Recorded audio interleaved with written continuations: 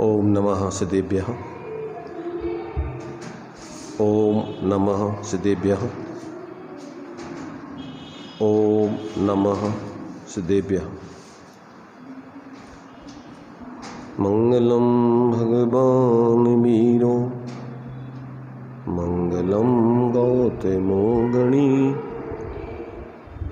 मंगलम कुंद कुंदाद्यो जैन धर्मोस्तु मंगलम सर्वमंगल मांगल्यम सर्वकल्याणकारकम प्रधानम सर्वधर्माणां जैनम जयतु शासनम जैनम जयतु शासनम वंदितो सर्वसिद्धे ध्रुवमचल मनोभवं गतिं पत्ते मोक्षामि समय पाहुण मृण्मो सुधकेवली भणिनम् नमः समय साराय स्वानुभूत्या चकाशते चित् स्वभावाय भावाय सर्वभावान्तरच्छिदे।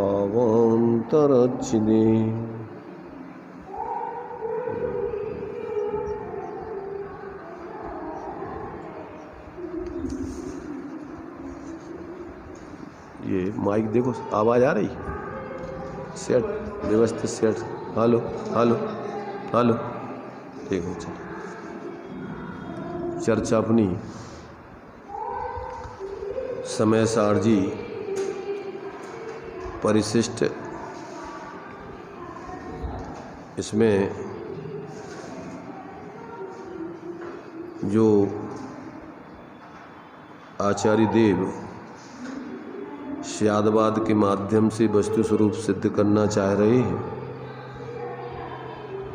और उपाय उपेय के माध्यम से मोक्ष मार्ग और मोक्ष की सिद्धि एक ज्ञान माता आत्मा में किस प्रकार से होती है उसको स्पष्ट कर रहे हैं। अभी स्यादवाद अधिकार के अंतर्गत जो आत्मा ज्ञान मात्र होने पर भी इसमें परस्पर विरुद्ध धर्मों को लिए हुए ऐसे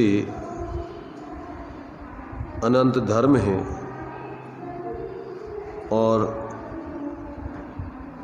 अनंत गुण और अनंत शक्तियां भी इसमें विद्यमान हैं। तो यहाँ अनेकांत की जो परिभाषा दी है उसमें आचार्य देव ने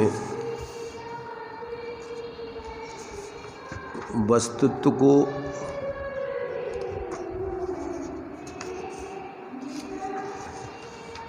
एक वस्तु में वस्तुत्व की उपजाने वाली परस्पर विरुद्ध दो शक्तियों का प्रकाशित होना अनेकांत है।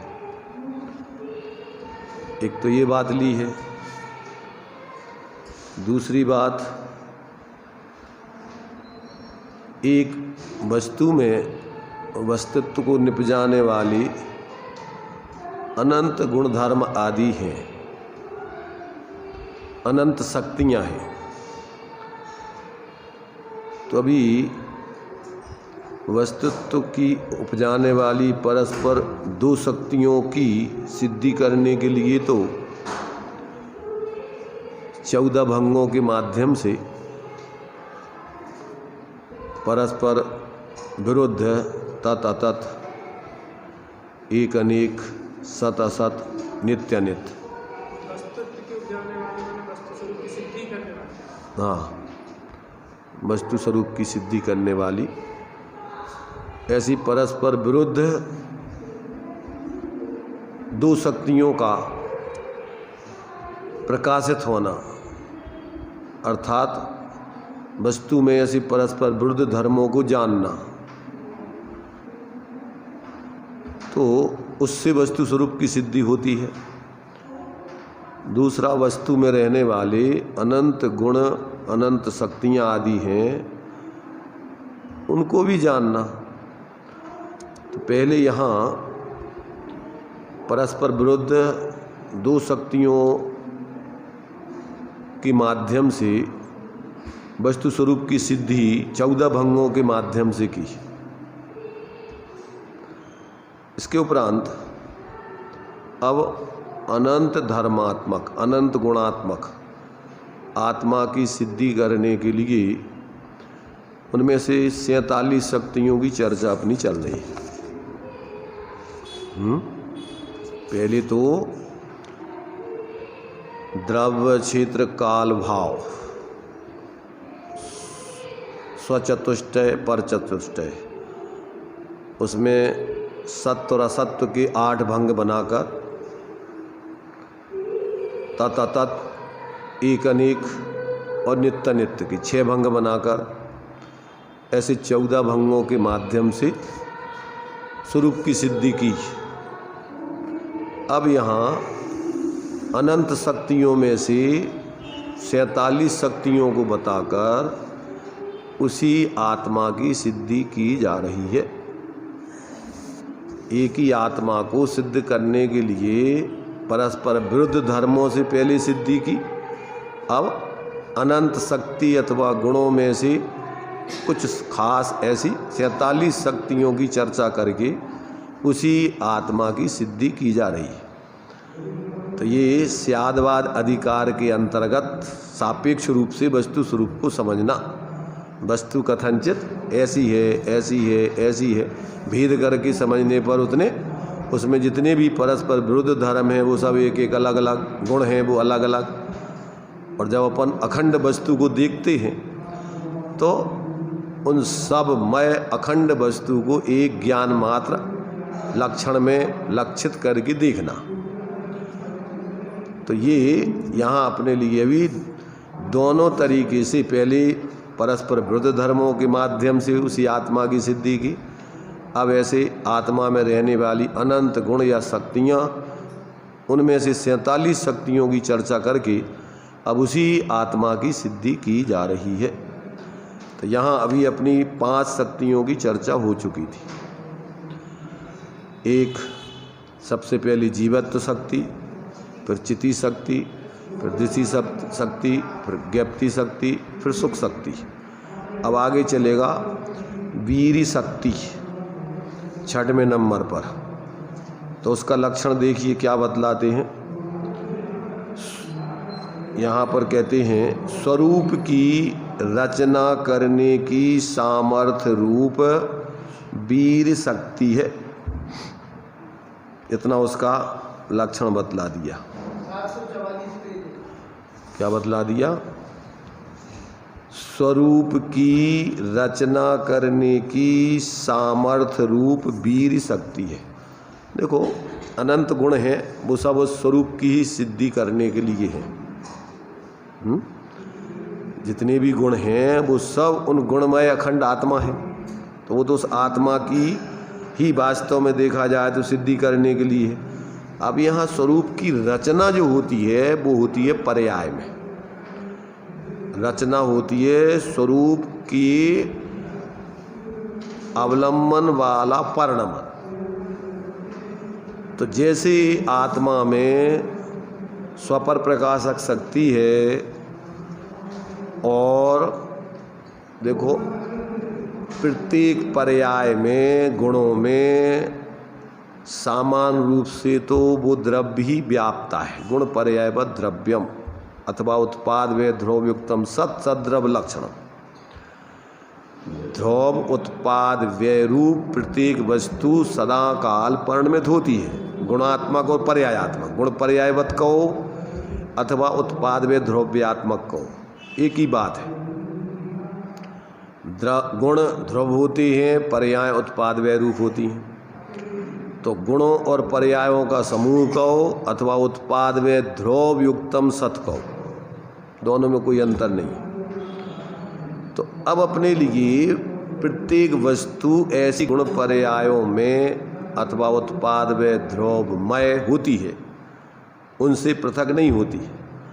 अब चूंकि जीव को अनादिकाल से स्वरूप बोध नहीं होने से उसका ज्ञान पर लक्ष्य करके प्रवर्तन करते हुए निरंतर अन्य ज्ञेय जो ज्ञान में ज्ञात होते हैं व्यवहार से, परमार्थ से, तो उस ज्ञान में जो ज्ञेयों के निमित्त से जानपने रूप परिणमन हो रहा है, उस जानपने रूप परिणमन को ही जीव जानता है। पर इसको ऐसा पता नहीं है कि जो ज्ञान में जो ज्ञेयों जैसा परिणमन हो रहा है वो ज्ञान ही है और उसमें आत्मा ही है, ऐसा उसको अनादिकाल से बोध नहीं है। इसलिए उसमें ऐसे लगता है कि जैसे आत्मा ज्ञेय रूप हो गई हो और ज्ञान ज्ञेय ज्ञान रूप हो गए हो, आत्मा रूप हो गए। ऐसी भ्रांति करके फिर मिथ्याभिप्राय पूर्वक निरंतर उनमें राग द्वेष की वृत्ति बढ़ती रहती है। क्या चलता रहता है? निरंतर पर पदार्थों में एकत्व बुद्धि करके निरंतर राग द्वेष, जे अपना, जे पराया, जे अच्छा, ये बुरा, ये मिथ्या कल्पना है उसके जीवन में चलती रहती। अब देखो, एक एक गुणों में अनंत गुणों का रूप होता है। चूँकि ज्ञान दर्शन वीर का क्षयोपशम सदा पाया जाता है, इसके बिना कोई जीव नहीं रहता है। क्या पाया जाता है? ज्ञान दर्शन और वीर का प्रकटपना तो होता ही होता है। अब मिथ्यात दशा में जैसी ज्ञान में व्याप्त रहा है आत्मा, ज्ञान की प्रतिपल उठे तरंग झांकता, उसमें आत्मा प्रत्येक पर्यायों में, चाहे वो शुद्ध हो चाहे अशुद्ध हो, नव तत्वों में कौन व्याप्ता है? वो एकत्व विभक्त आत्मा ही व्याप्ता है। आश्रमों में भी वही, पर चूंकि आश्रमों और बंद का लक्ष्य स्व की तरफ नहीं है, इसलिए उससे स्वरूप की प्रसिद्धि नहीं होती। सामान्य से तो प्रसिद्धि पर्यायों में आत्मा ही की हो रही है, पर विशेष रूप से अज्ञानी जीवों का ऐसा बोध नहीं होने से ऐसे लगता है कि जैसे हम पर रूप हो गए हों, पर हमारे रूप हो गए हों। ऐसी ज्ञान में भ्रांति चलती है, श्रद्धान में विपरीतता चलती है, आचरण में निरंतर राग द्वेष अस्थिरता रूप वृत्ति चलती है, और वीर भी निरंतर उन्हीं में लगा रहता है। ताकत भी वो जो प्रकट है वो काय में लगी रहती। सामान्य रूप से आप लोगों ने पढ़ा होगा, 4 प्रकार के पुरुषार्थ बतलाए, नाम सुने? 4 प्रकार के पुरुषार्थ बतलाए हैं। लौकिक दृष्टि से नीति में 4 प्रकार के पुरुषार्थ कहे जाते। तो धर्म पुरुषार्थ किसे कहना, अर्थ पुरुषार्थ किसे कहना, काम पुरुषार्थ किसे कहना, मोक्ष पुरुषार्थ किसे कहना? कि जो पुण्य के कार्य हैं, लोक में धर्म बोलते हैं पुण्य के कार्यों को, परोपकार आदि के कार्य, और भी जो भी पुण्य के जिसने जो मान रखे हैं। अन्य लोग तो पुण्य में ही धर्म मानते हैं। 18 पुराणों का सार पुण्य धर्म है और पाप अधर्म है। हिंदुओं में जो 18 पुराण हैं, उन 18 पुराणों में पर पीड़ा देना अधर्म है और परोपकार आदि करना धर्म है।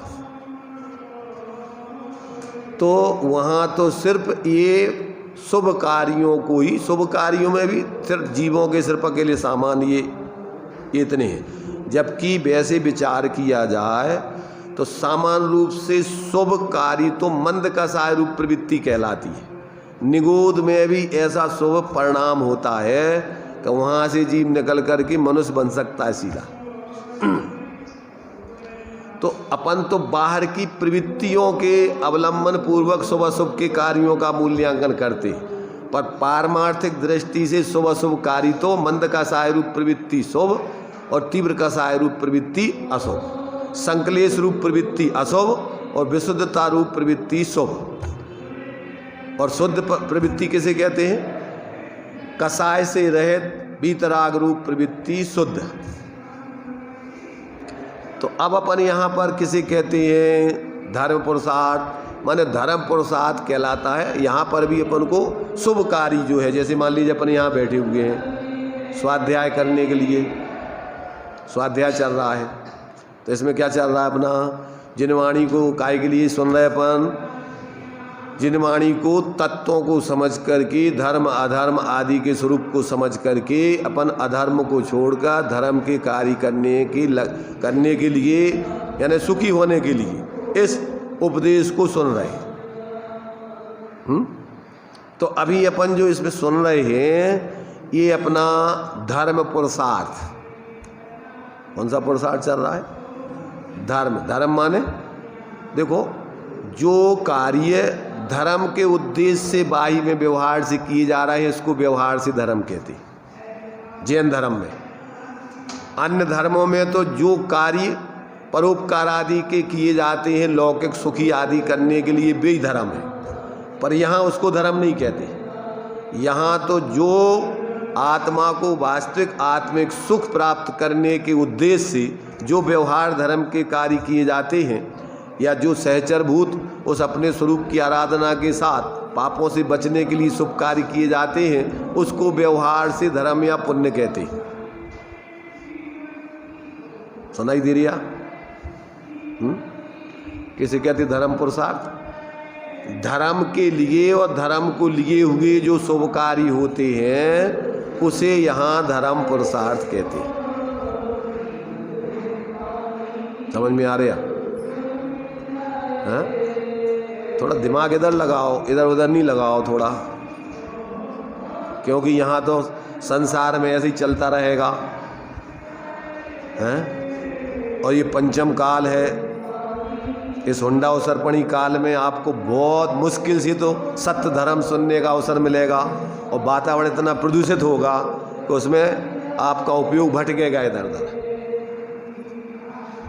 समझ रहे ना? अब अपनी जिम्मेदारी है कि इन सब तरफ से घोड़े को जैसे रास्ते पर रोड पे चलाना है तो इसकी आँखों पर पट्टा बांध दिया जाता है, ऐसे ही अपन को क्या करना पड़ेगा? अपने ज्ञान के उपयोग पर आँखों पर पट्टा बांधना पड़ेगा और अपना आत्महित के प्रयोजन में ही अपने उपयोग को लगाकर इधर उधर उपयोग को नहीं भटकाना। तो अब अपन को यहाँ पर अपने पुरुषार्थ, यहाँ पर स्वरूप संरचना करने में जो ताकत लगती है उसको वीर कहते हैं। यहाँ वीर की परिभाषा क्या दी है कि जो स्वरूप की रचना की सामर्थ्य रूप वीर है, शक्ति है। तो देखो, सामर्थ्य अपने लिए जो मिली हुई है वो स्वरूप की रचना के लिए मिली हुई है। समझ रहे ना? जैसे ज्ञान वास्तव में आत्मज्ञान ही ज्ञान है, स्वरूप को जानने में जो ज्ञान लगे वो ही सम्य ज्ञान है। और जो ज्ञान अपने स्वरूप को जानने में नहीं लग के इधर उसको अज्ञान कहते, कुज्ञान कहते, मिथ्या ज्ञान कहते। जो स्वभाव है, ब्रह्म स्वभाव, तो उसमें तो कुछ करना नहीं, वो तो एक रूप है, लेकिन पर्याय में तो स्वभाव के अनुकूल ढलना वही रचना कहते हैं। हाँ, गुण और द्रव्य तो एक रूप रहते हैं, पर्याय में चूंकि गुणों का परिणमन होता ही रहता है। अब उसका परिणमन या तो पराश्रित होगा या स्वाश्रित होगा। जब सम्यक्त होता है तो सर्वगुणांशु समकित, सभी गुणों का परिणमन स्वावलंबन वाला होता है। और जब तक सम्यक्त नहीं होता सारे गुणों का परिणमन कैसा होता है? सर्वगुणांशु समकित और सर्वगुणांशु मिथ्यात्व, विपरीतता रूप परिणमन चलता है। तो अभी अपन को यहाँ पर अज्ञान दशा में तो ज़्यादातर लोग थोड़े मंद कसाय शुभ कसाय के शुभ कार्यों में लगे, उसको धर्म कहते हैं। तो व्यवहार से इसको धर्म पर शुभ कार्यों में लगना, अपना वीर लगना, ये क्या कहलाएगा? धर्म पुरुषार्थ। अर्थ पुरुषार्थ किसे कहते हैं? अपनी ताकत को धन संपत्ति आदि कमाने में, अर्थ को इकट्ठा करने में लगाना, उसका नाम है अर्थ पुरुषार्थ। ताकत तो अपनी कहीं ना कहीं लगाएंगे ना, जो अपने पास सामर्थ्य है, सामर्थ्य का वीर का कार्य कुछ ना कुछ परिणमन तो करेगा वो। तो अब अगर अपने स्वरूप की आराधना में नहीं लगाओगे तो अन्य जिसमें लगाओगे, अब वे अन्य पुरुषार्थ हैं सब। तो पुण्य के शुभ कार्यों में लगाओ अथवा धन संपत्ति आदि इकट्ठा करने के पाप कार्यों में लगाओ। अथवा काम पुरुषार्थ में पंच इंद्रियों के विषय भोगों में अपनी ताकत को लगाओ। सरल है समझना, अगर थोड़ी बुद्धि लगाएं अपन तो बहुत सहजता से समझ में आ सकता है। ताकत तो अपनी लगी रही है, क्षयोपशम सबको प्रकट है, ज्ञान सबको प्रकट है, दर्शन सबको प्रकट है। अगर ज्ञान को तत्व निर्णय करके स्वरूप आराधना में नहीं लगाओगे तो ज्ञान का दुरुपयोग अनादि काल से हो ही रहा है। अन्य गियों में लग करके मिथ्या कल्पनाएं करके निरंतर मोह राग द्वेष करके जी रहा है जी, एक क्षण को भी शांति से तो बैठते ही नहीं। ज्ञान में जो पदार्थ झलक रहे हैं उसमें अपनत्व कर रहे हैं, ज्ञान में ज्ञान झलक रहा है, अनुभव करना वीर कहता है, सामर्थ्य। तत्व निर्णय करोगे तो उसमें भी वीर लगेगा। ताकत के बिना तो कोई काम नहीं होता है, चाहे गलत काम करो, जो कम में वीरा सो धम में वीरा। कर्म करने के लिए भी जितनी ताकत तुम्हारे पास प्रकट है उतनी ताकत उसमें लगाओगे, उतना पाप कमाओगे, उतने कर्मों का आश्रय बंद करोगे। उसी ताकत को अगर धर्म स्वरूप आराधना में लगाओगे तो उन सब कर्मों की निर्जरा करके, विभावों का अभाव करके, वीतराग विज्ञानता की सिद्धि करके भगवान बन जाओगे। ताकत तो वही है। अब उस ताकत का तो उपयोग कहाँ कर रहा है ये तुम देखो।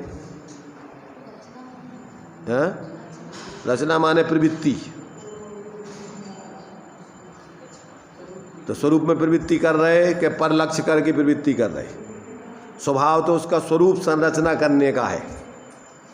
काय का वीर के स्वभाव जैसे ज्ञान, आत्मज्ञान ही ज्ञान है, शेष सभी अज्ञान।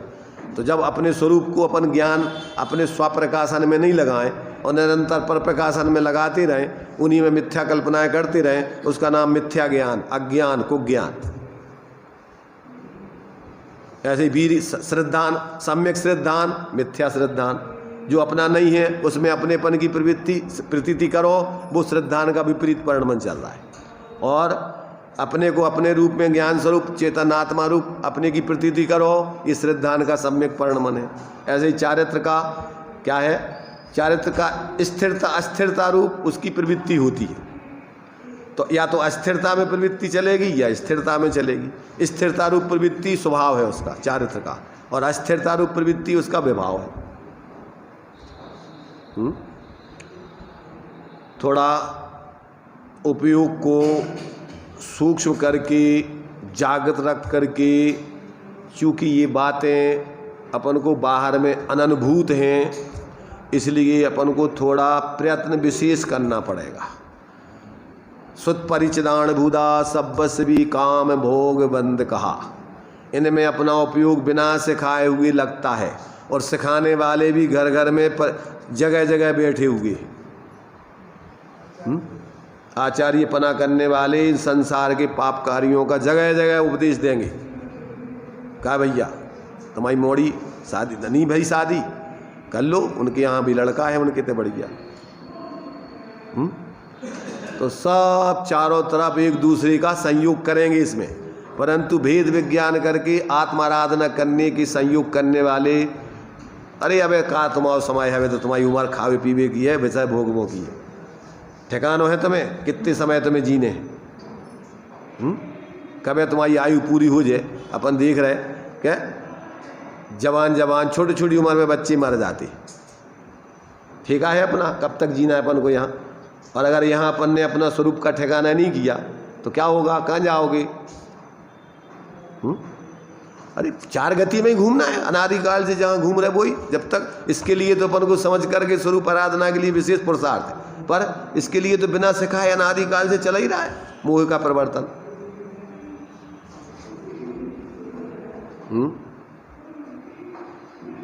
नहीं आ रहा समझ में, नहीं आ रहा। जिज्ञासा रहती लोगों को नई नई चीज़ें देखने की। आज सुनने वाले कम हैं, नई जिज्ञासा रहती होगी कची और आज क्या नया जगह देखने को चले अपन कुछ। हर चीज़ की लोगों को गेलुब्धता रहती है, हर चीज़ नई नई जानने की जिज्ञासा। जबकि अरे तुम्हें भ्रम है, नया कुछ बाहर में है ही नहीं। जीव ने पंच परावर्तन में अनंत बार उन चीज़ों को देखा, जाना, भोगा, भूल जाता है। जो अपूर्व है, जो आज तक नहीं देखा, उसकी तरफ आज तक जीव का प्रयत्न नहीं।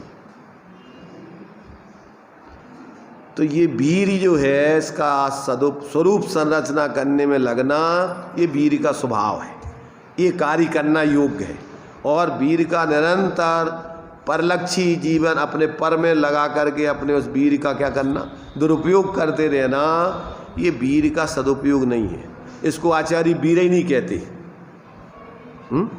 जो लड़का माँ बाप की आज्ञा का पालन नहीं करता, माँ बाप उसको कह देते हमारा लड़का ही नहीं है, कह देते कि नहीं कह देते। अगर अनर्गल परिवर्तन करे, ज़्यादा और अपनी बर्बादी करने में लगे, माने नहीं, तो पेपर में भी निकलवा देते। क्या कर देते हैं कि ये इस लड़के से हमारा कोई संबंध नहीं, ये हमारा लड़का नहीं है। नहीं है लड़का। क्यों नहीं है लड़का? क्योंकि अरे भाई माँ बाप की आज्ञा में माँ बाप के अनुकूल परिवर्तन करने चाहिए, कर ही नहीं रहा, तो काय का लड़का वो। ऐसे ही जो परिणति अपने स्वरूप के हित में लगे, स्वरूप आराधना में लगे, वो परिणति तो आत्मा की है। और जो परिणति अपने स्वरूप के हित में नहीं लगे, स्वरूप की आराधना में नहीं लगे, वो जिसमें लग रही वो पर उसी की है। जीवो चरित्र दंसन नानिठ्यतो तम ही स्वसमयम जान, और पोगल कम पदे सठदम तम जान पर संयम, वो दूसरे ही की है, वो तो अपनी नहीं है। तो यहाँ पर आचार्य कह रहे भैया देखो, आज तक जीव ने क्या किया, आज तक उसने वास्तव में तो आत्मा, जैसे ज्ञान में आत्मा ही व्याप रहा है। ज्ञान में कौन व्याप रहा है? आत्मा ही व्याप रहा है। ज्ञान में क्या, सभी आत्मा की जो भी पर्याय हैं, उन पर्यायों में आत्मा ही व्याप रहा है। पर चूंकि परलक्षी परिवर्तन वाली पर्यायों का लक्ष्य स्वा पे नहीं रहता है, पर पे रहता है, इसलिए कहते हैं कि क्या वो पर, अब उसमें पर ही व्याप रहा है। जिस पे लक्ष्य है उसमें वो ही व्याप रहा है। कौन व्याप रहा है? विकारी पर्यायों में भी, जैसे पानी की उष्ण दशा में कौन व्यापता है? अग्नि व्यापती है, पानी व्यापता है, और उसमें उसका शीतल स्वभाव अभी भी सुरक्षित है। जैसे ही तुमने अग्नि पे से उसको उतार दोगे तो क्या होगा? उसका स्वभाव प्रकट हो जाएगा पर्याय में।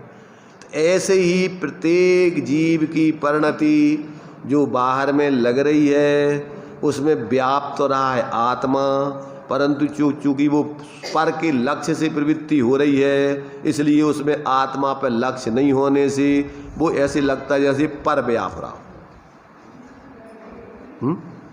अगर उसमें व्यक्ति थोड़ा तत्व ज्ञान करके आगम से युक्ति तर्क से निर्णय करे, तो जहाँ ये पर्याय जिस सत्ता में से उठ रही है, जैसे वो तरंग जहाँ उठ रही है, वो उसमें वो किसकी उठ रही है? वो उसमें पानी है। ऐसे ही अपने जितने भी विकल्प हो रहे हैं, उन विकल्पों में पर नहीं आता है।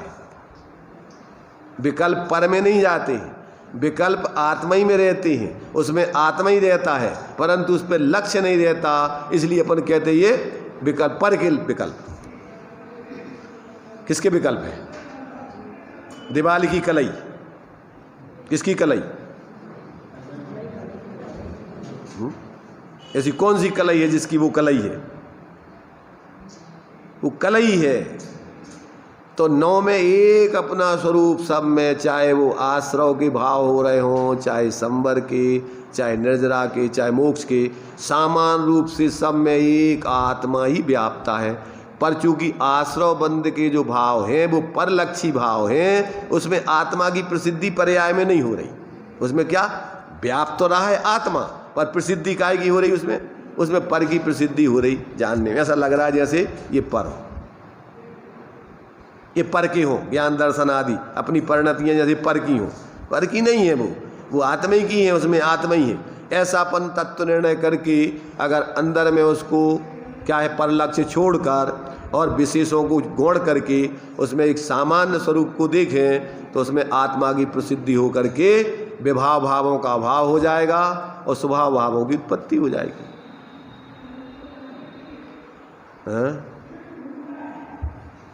कठिन है।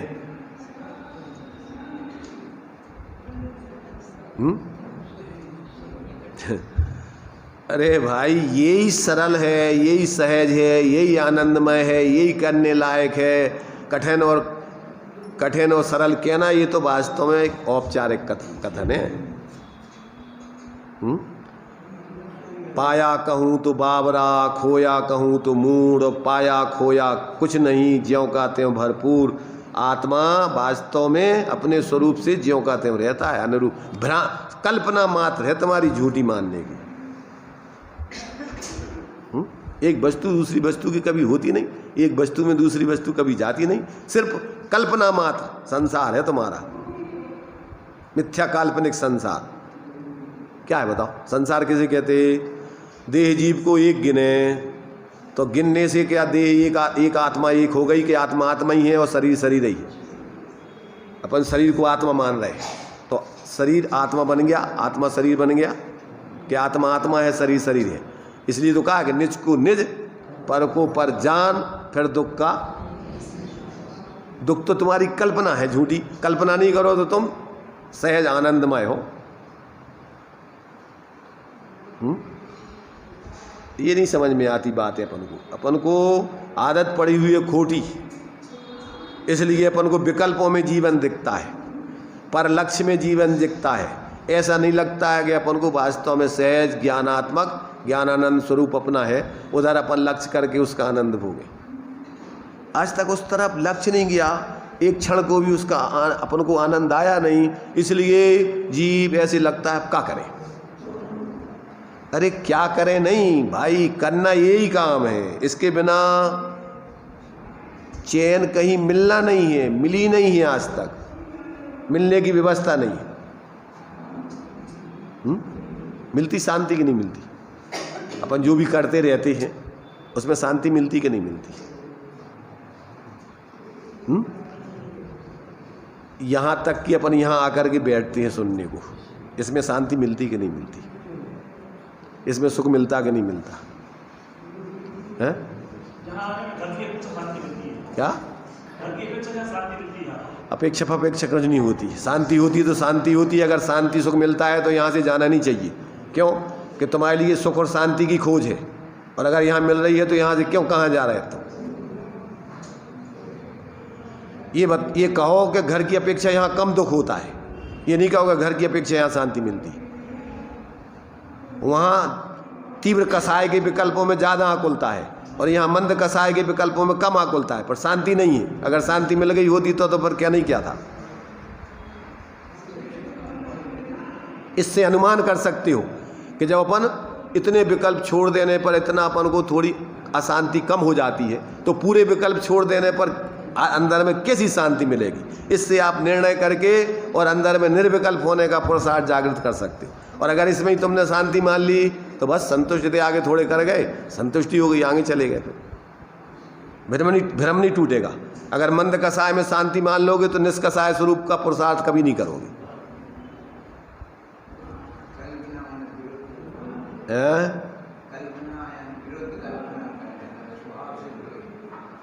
विभाव से करो चाहे स्वभाव से करो, कल्पना तो कल्पना है। तत्व निर्णय करने के लिए सम्यक विचार अपने लिए पूर्व में आवश्यक है, पर विचार ही मात्र धर्म नहीं है। इन विचारों से हट करके आत्मा का स्वभाव जो निर्विकल्प है, जब तक उसको नहीं देखोगे जब तक अपन को जीवन में शांति नहीं मिलेगी। इसलिए भाई थोड़ा क्या है, बुद्धि को जागृत करके अपूर्वता अंदर ला करके कि भैया ये काम नहीं किया हमने और तो सब कुछ किया आज तक। सच है दुनिया वालों कि मैं तो हूँ अनाड़ी, सब कुछ मैंने सीखा।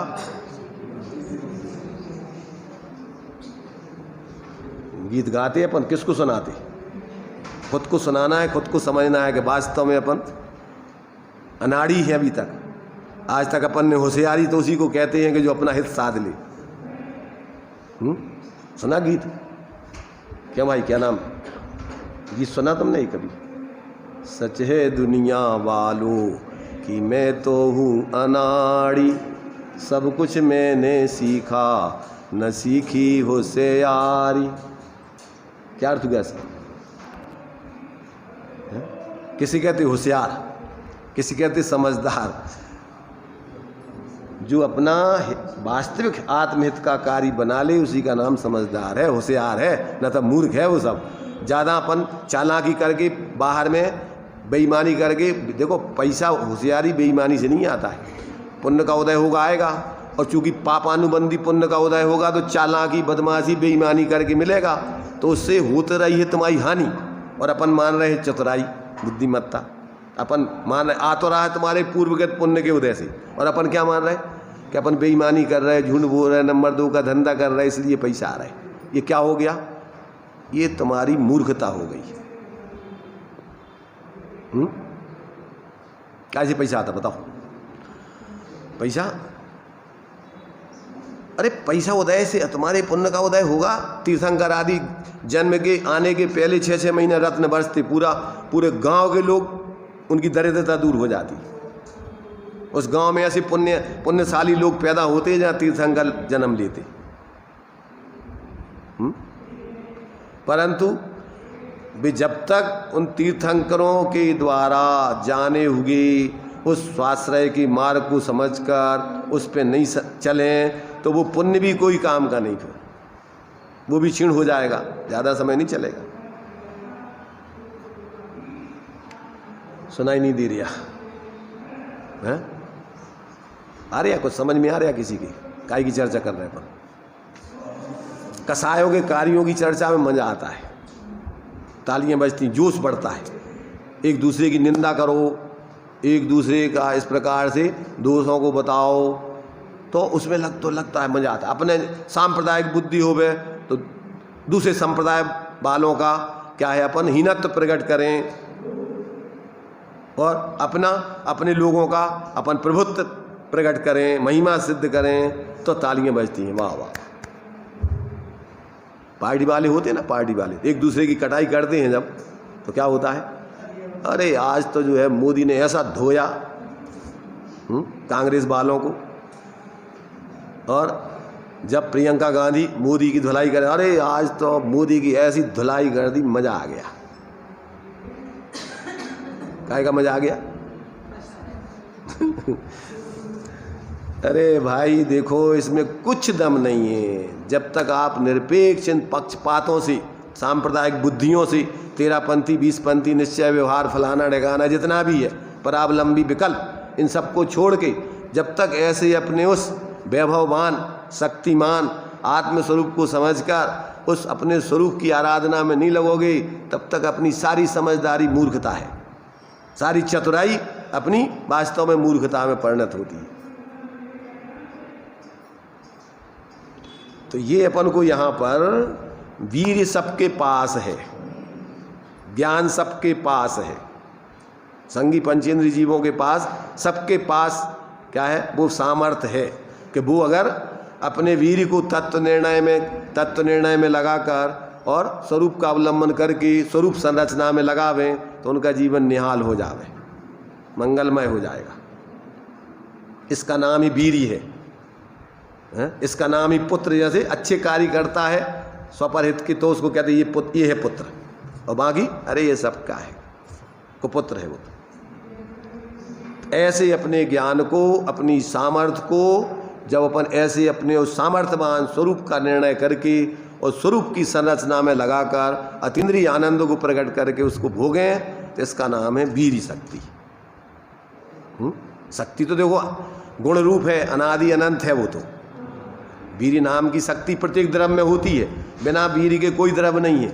अपना अपना वीर से ही वो प्रत्येक द्रव्य अपना अपना कार्य उसका कर चलता है। परिणमन उसका, उसके वीर की सामर्थ्य उसमें लगती है। बिना वीर की सामर्थ्य के कोई द्रव्य का परिणमन आदि नहीं होता है, उसका अस्तित्व नहीं रहता है। तो ये अपन को यहाँ पर ऐसे इस वीरी शक्ति में क्या बतलाया, माने त्रकालिक गुण, और वो चूँकि गुणों का समूह द्रव्य है तो वो द्रव्य और उसका जो परिणमन हो रहा है वो स्वरूप के अवलंबन वाला परिणमन, इन तीनों को यहाँ पर वीर के रूप में लिया गया है।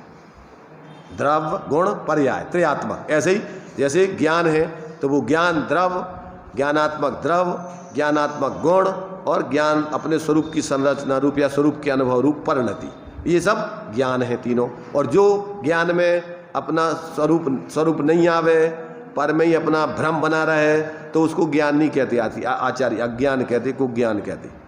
तो यहाँ तो स्वरूप प्रसिद्धि जिस परिणति में होवे वो परिणति ही वीरी है आत्मा का। आत्मा का वीरी कौन है? जिसमें स्वरूप की प्रसिद्धि होवे, संरचना होवे, उसका नाम वीरी है। और उसमें अपन को शक्तिमान आत्मा का अंदर में अनुभवन रूप में परिणमन सामर्थ्य लग रही है उसमें जानने में।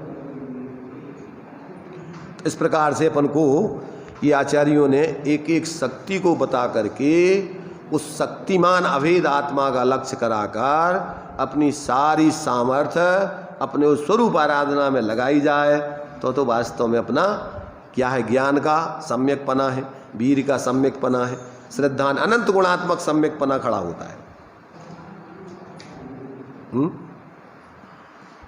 आ रहा समझ में? अब ये तो क्या है, देखो शुरू में बच्चों को स्कूल में भेजो, पढ़ने को मन नहीं लगता है, रोते हैं, उनके लिए वहाँ रहना पड़ता है, कुछ प्रलोभन देना पड़ता है, कुछ खाने पीने की चीज़ें वहाँ पर खेलने की व्यवस्थाएं बनाई जाती। तो बीच बीच में यहाँ पर भी लोगों को कुछ इस प्रकार की चीज़ें बताई जाती, थोड़ा लोगों को मन लगे। प्रथमान योग की आदि कहानियाँ, उसमें जीवन महापुरुष आदि के जीवन चरित्रों में लौकिक उनका जीवन भी कैसा कैसा आनंदमय होता है, कैसे कैसे भोग भोगते हैं, सब बताया जाता है। उनमें कितनी सामर्थ्य होती है, ये सब बताई जाएंगे। परंतु फिर वो उस सारा का सारा बाहर का जो भी उनका उदय है, उस सारे उदय से हटकर अपने स्वरूप उधर से उदासीन होकर अपने स्वरूप में आसीन होकर और वे अपनी आत्माराधना में लग जाते हैं। तो फिर उनसे अपन सामान्य रूप से देखते हैं कि भैया लौकिक जीवन में उनका कितना महान होता है, और फिर ऐसे जीव उस लौकिक जीवन में सुख शांति नहीं मिलती है, और वो सब छोड़ करके मिनटों में और अपने निर्वृत्ति लेकर के स्वरूप आराधना में लग करके उस परमात्मा दशा को पाते। देखो, संसार में जब तक साधक जीव रहता है, लौकिक दृष्टि से सर्वश्रेष्ठ पुरुष देव आदि जितनी उत्कृष्ट पर्याय, दो ही पर्याय उत्कृष्ट है, बाकी तो त्रियंच और नार की पर्याय में तो ज़्यादा पैदा ही नहीं होता। वो त्रियंचों में भी वो त्रियंचों में जाता नहीं, नारकियों में जाता नहीं, मनुष्यों में भी ऐसे दीनहीन मनुष्यों में, अपांग आदि गरीबों में पैदा होता नहीं, चक्रवर्ती तीर्थंकर आदि कामदेव आदि ऐसे बड़े बड़े पदों में पैदा होता है। और देवों में जाएगा तो इंद्र आदि बड़े बड़े पदों में पैदा होगा। निकृष्ट ऐसे हीन देव, भवनत्रक आदि देख वाले सामान्य देव, इनमें पैदा नहीं होता। तो जब तक ऐसा आत्माराधक व्यक्ति संसार में रहता है, संसार के कार्य तो उसके ऑटोमेटिक कैसे हैं? सहज ही सर्वोत्कृष्ट होते हैं। उनके लिए उसको अलग से कुछ पुरुषार्थ नहीं करना पड़ता। क्यों? कि उसकी विशुद्ध स्वरूप की आराधना में शुद्धता के साथ उसकी ऐसी कसाएं होती नहीं है जिसमें उसको पाप का आश्रय बंद हो गए। उसकी सोच ऐसी होती नहीं है मेरे तेरे वाली स्वार्थमयी अपने संकुचित दायरे की। अरे उसका तो 3 लोक के जीवों में अपना परिवार संबंधी भावना होता है कि ये सर्व जीव पूरे मान लो हमारे व्यवहार परिवार के ही सदस्य, सब जीव सुखी रहे, 3 लोक के जीव, और सब जीवों के सुखी होने की भावना और प्रयत्न जरूरत पड़ जाने पर जो परेशान है उनके लिए संयोग कर देगा। किसी एक उदार व्यक्ति लड़के से उसकी माँ ने पूछा कि बेटा तेरे लिए जो कुछ भी दे देते तू जल्दी से जल्दी सबको दे देता है, सबको संयोग कर देता है, सब कर देता है। अगर मैं तेरे लिए इतनी धन संपत्ति दे दूँ तो कितने समय में खर्च करेगा तू? उसने क्या कहा?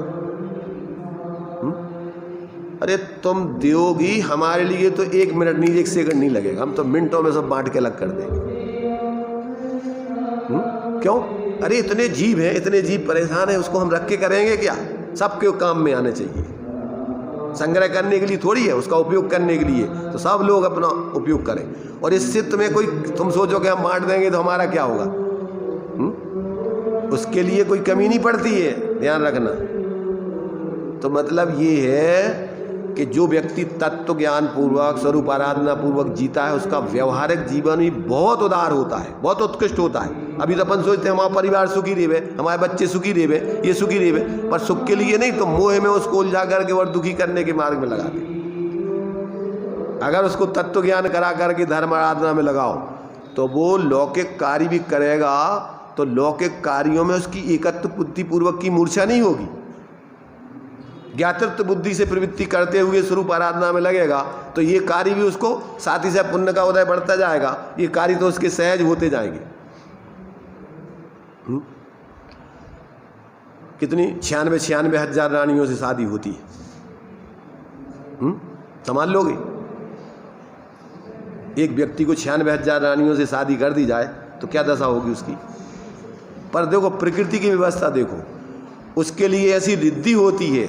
कैसी रिद्धि होती है कि वो 96,000 शरीर बना करके और अब बिना आकुलता के किसी प्रकार सहज रूप से उन लोगों को किसी प्रकार का अभाव भाषित नहीं होने देता है। अब एक व्यक्ति हुए तो 96,000 के साथ में कहाँ कैसे रहेगा वो? ज़्यादा रहेगा जैसे वो पटरानी होती ना, तो पटरा एक के संग रहेगा तो दूसरी जलती रहेंगी फिर कि भैया ये तो हमारे पास हमारे संगे आते नहीं, हमारे संगे घूमने जाते ही नहीं है। एक जैसे उनके स्वरूप होते हैं और वो सबके साथ दिखते हैं। उनको ऐसा नहीं लगता जैसे भगवान का अपन को समोसण में मुख दिखता है ना, चारों जहाँ जो लोग बैठे ऐसे लगता है जैसे हमारी तरफ देख रहे हैं। ऐसे ही उनका पूरा 96,000 एक जैसे शरीर बन करके सबके साथ रहते हैं। पर भेद विज्ञान है, सम्यक दृष्टि है तो मूर्छित नहीं होते। सहज रहते हुए वो अपने स्वरूप की आराधना में ही विशेष जागृत रहते।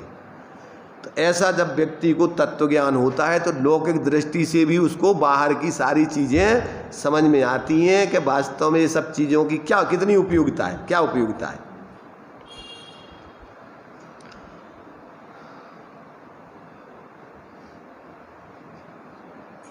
टाइम हो गया है? अपना ऐसा लगता है कि भैया एक सीमा है इसकी, तो पाप के काम असीमित हैं, उसके लिए अपना कोई टाइम नहीं है। अनलिमिटेड आजकल मोबाइल होता ना, अनलिमिटेड मोबाइल ले लेते लोग, जब तुम्हें जहाँ फ़ोन करना, जहाँ जितना जो कुछ देखना, जो कुछ भी देखते रहो। ऐसे ही इधर तो अपन को लिमिट है धर्म के क्षेत्र की, और उधर अनलिमिटेड रूप में करते रहो कुछ भी, जो भी देखना है पाप के कार्य। पर जिसको देखो समझ में ये बात आ जाती है, उसका उधर का कार्य अनलिमिटेड में नहीं चलता। फिर उसको तो लगता है कि भैया ये जीवन ही अपन को अनलिमिटेड रूप में जीना चाहिए, इसका कोई शादी अनंत काल तक के लिए इसमें कोई तकलीफ दुख का कोई काम ही नहीं है। और वहाँ तो अपन थक जाते हैं। कोई भी खाने के लिए तुम्हें अच्छी से अच्छी चीज़ें दी जाएं, कितनी देर तक खाते रहोगे? कौन सी चीज़ अच्छी लगती है भाई तुम्हारे लिए? कौन से खाने में कौन सी चीज़ पसंद है? चाट पसंद है, मिठाई पसंद है, अलग अलग रहता है। इडली सांभर पसंद है। कितना खा सकते हो इडली सांभर? है 4-5। इसके बाद अच्छा लगेगा? फिर अगर तुम्हें ज़बरदस्ती 4-5 के बाद ज़्यादा खिलाया जाए, 10, 12, 15 और के भैया और खाओ, अच्छा है यार और तो खाओ, बहुत बढ़िया बनाया है, तो क्या होगा? फिर कसाई पैदा हो जाएगी, तुम उसको मारने दौड़ोगे। तो मारना चाहते हैं हमारी, हटाओ यहाँ से। तो बाहर में कोई भी चीज़ें वास्तव में देखा जाए तो जब तक अपन को क्या है कसाएँ रहती हैं, उस जाति की व्यवहारिक उपयोगिता तब तक अच्छी लगती और थोड़ी देर बाद बुरी लगने लगती। पर इधर अपना स्वरूप कैसा है? अरे इसके लिए तो आप जितना भोगते जाओगे, जितनी गहराई उतना और फिर अनंत काल तक के लिए कभी ऐसा नहीं लगेगा कि अपन यहाँ से अब हट जाएं। तो इस प्रकार से ये अपन को इस वीर शक्ति के अंतर्गत आचार्य देव ने ये बात बतलाई है कि जिसका प्रताप नहीं, क्या है इसमें, जिसकी स्वरूप की आत्मस्वरूप की रचना की सामर्थ्य रूप ये वीर शक्ति, माने अपनी स्वाभाविक परिणति जो वीर की है वो ही वास्तव में उसका वीर है। और उसी में अपने आत्मा की प्रसिद्धि होती है, आत्मा की वीर सामर्थ्य शक्ति की प्रसिद्धि है, और बाकी बाहर से उसकी क्या है प्रवृत्ति हटती जाती है, कटती जाती है। तो ये जो है वीर द्रव्य गुण पर्याय तीनों में जो है उसका व्याप रहा है। सामान्य से तो जो वीर पर में लग रहा है उसमें भी अपना गुण और अपना द्रव्य ही व्याप रहा है, उसमें पर नहीं व्याप रहा है। ये तो सिर्फ भ्रम से जीव को ऐसा मानता है। तो इस प्रकार से अपन को ऐसे अपने उस वीर की जो आत्मा की सामर्थ्य है, शक्ति है, उसको समझकर ऐसे उस सामर्थ्यमान आत्मा की संरचना में अपने वीर को लगाएं। इसी में वास्तव में अपने लिए शक्तियों को समझने की सार्थकता है। देखेंगे एक दो दिन ऐसे भी जाए, यहाँ डिस्टर्ब ज़्यादा होगा तो फिर आश्रम में रखेंगे। अभी एक दो दिन देखेंगे।